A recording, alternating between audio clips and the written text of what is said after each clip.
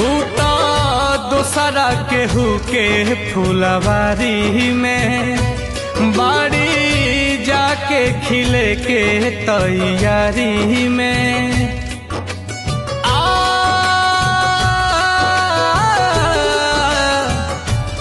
उता दोसरा केहू के फुलवारी में बाड़ी जाके खिले के तैयारी में भारत तड़प तड़प के बनी हो भारत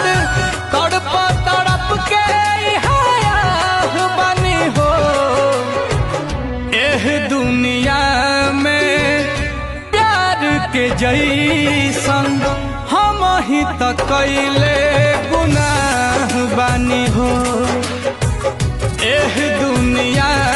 में प्यार के जैसन हम ही तो कैले गुनाह बानी हो।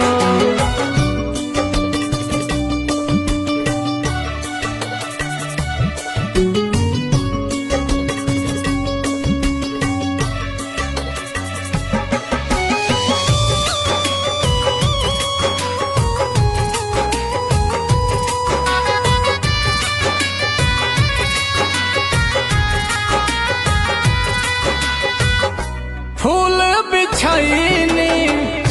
राह में जेकारा काट से दामन भर गईली मौत लगेले